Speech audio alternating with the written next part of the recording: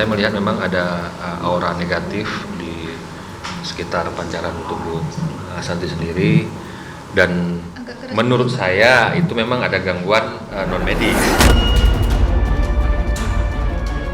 Memang kalau versi saya ini positif gangguan dibilang ya.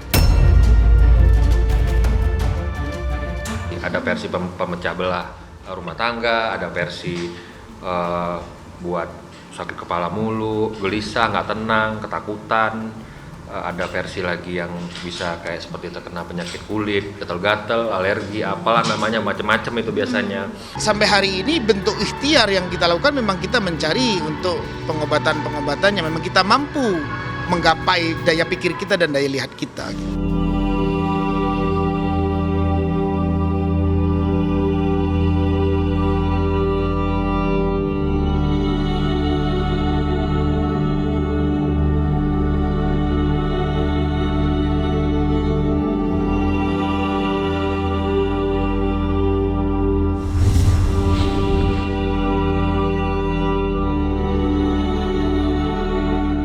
Dan yang saya lihat sendiri memang ada seperti sosok nenek-nenek tua banget gitu. Orang yang terkena tempel oleh siluman nenek-nenek itu akhirnya mengakibatkan penyakit alergi seperti gembung-gembung, bengkak-bengkak di sekujur kulit, bahkan dibawa-bawa berobat ke mana-mana juga dalam tanda kutip pengobatan secara ya biasalah ya mungkin medis. Itu nggak ada ngefek gitu ke tubuh. Saya mencium hawa itu lebih mengarah kepada supaya orang melihat nggak suka. Dari sisi aura wajah lama-lama bisa jadi kurang cerah, habis itu kurang bersinar, aura wajahnya bisa mengarah ke arah situ gitu. Apabila terkena penyakit gangguan non medis, biasanya semangat kita jauh. Apabila ruh semangat di dalam tubuh kita jauh, kita seperti orang kehilangan energi gitu. Nah makanya hal seperti itu hanya orang-orang yang paham bisa mengerti hal-hal seperti itu. Memang secara medis itu susah untuk dijelaskan, tapi memang hanya orang-orang tertentu yang bisa mengartikan hal seperti itu.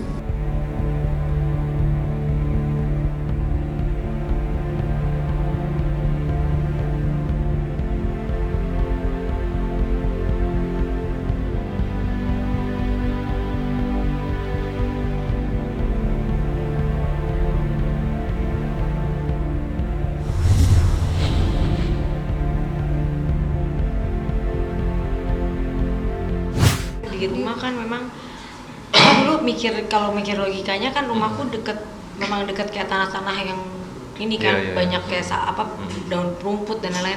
Jadi ada kayak apa namanya gitu? Kayak kalajengking apa kelabang? Kalajengking.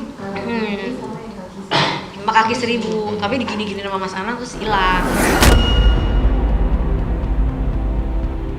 Terus dari situ kita sholat gitu. Cuma memang mungkin pas udahlah logikanya mikirnya kayak mungkin dari tanah kali gitu mikirnya, cuma habis itu nggak mau dipikirin. Itu dapatnya di mana? Sih, di kamar. Oh, di kamar.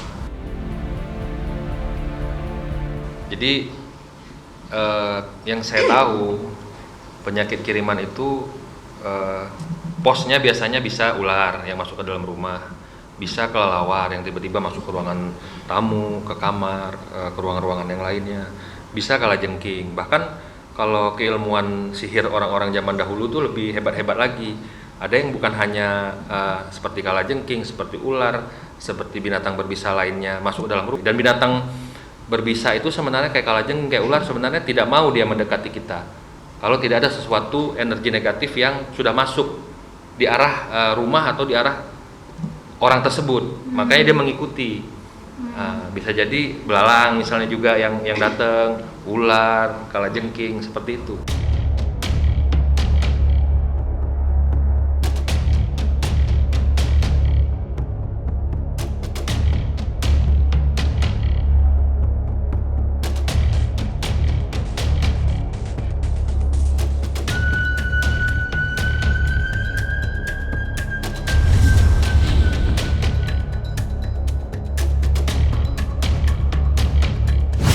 binatang itu ada hubungannya dengan kiriman?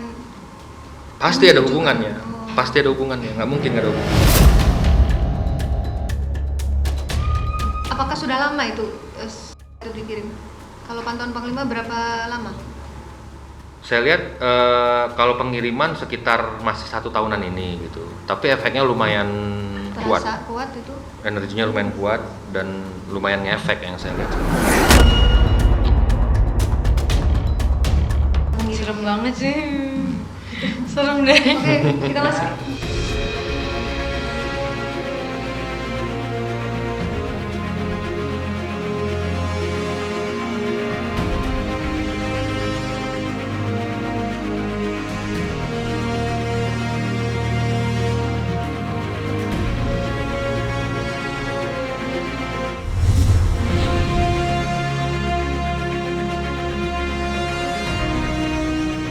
Shock lah, shock lah.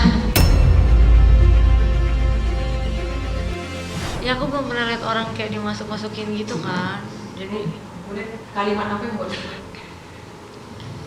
kalimat bawa apa ya? Kalimat bisnis? Semua. enggak sih, aku nggak peduli siapa yang Mm-mm. mau ngelakuin sih gitu. Cuma aku lebih kayak ada berarti orang Ada yang ya orang oh yang ada kayak ya gitu kayak ya. gini ya gitu. Karena jujur aku tuh orang yang selalu berpikir logika gitu bahwa orang nggak bakalan berani untuk berbuat hal-hal yang kayak begini gitu bagi aku ya. Ya aku sampai kayak masih kayak dari tadi ngomong tuh aku sampai nggak bisa nggak apa Nggak tahu mau kayak nggak bisa antara sadar nggak sadar gitu kayak ngawang gitu. Heeh. Kalau ngomong hal-hal seperti hal tadi dibilang bahwa ada orang yang suka dan suka, itu hal yang normal dalam kehidupan manusia, bahwa ada yang suka dan tidak suka. Tapi penelaahan saya dan keluarga bahwa ini akan sampai ke ekses yang seperti disampaikan, itu memang di luar kuasa kita. Makanya aku selalu bilang sama Asanti, ayo kita pasrahkan sama Allah, karena hal ini hanya Allah yang bisa nanti menyelesaikan.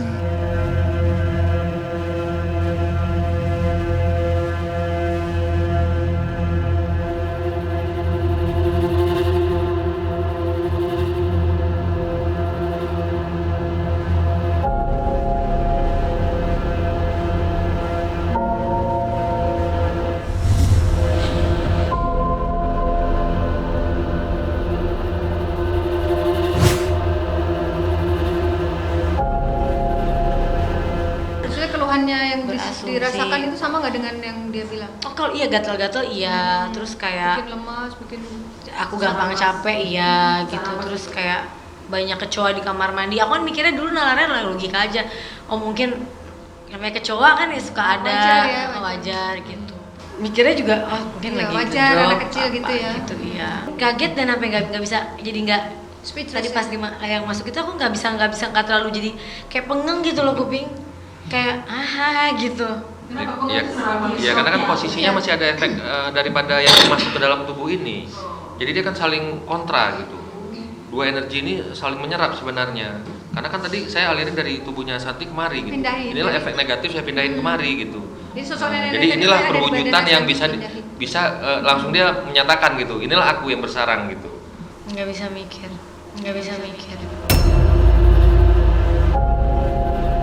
Kalau ditanya sekarang apa yang dipikirin nggak mikir apa, belum lagi blank.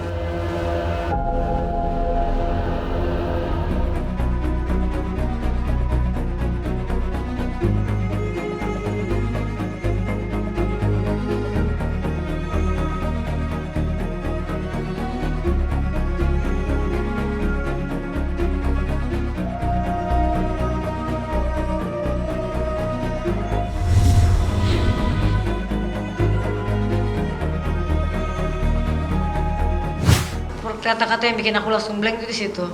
Waktu kata-kata apa tuh? Apa mau dibikin mati gitu. Mati perlahan-lahan.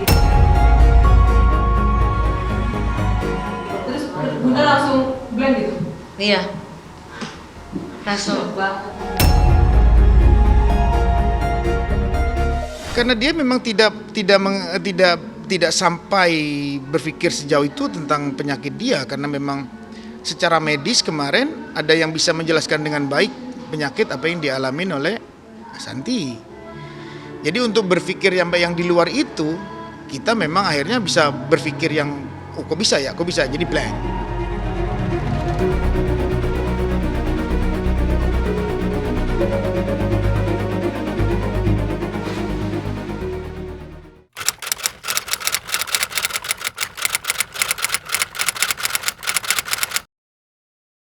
Jadi jangan lupa untuk subscribe Cumi Cumi. Ditekan ya tombol lonceng merahnya.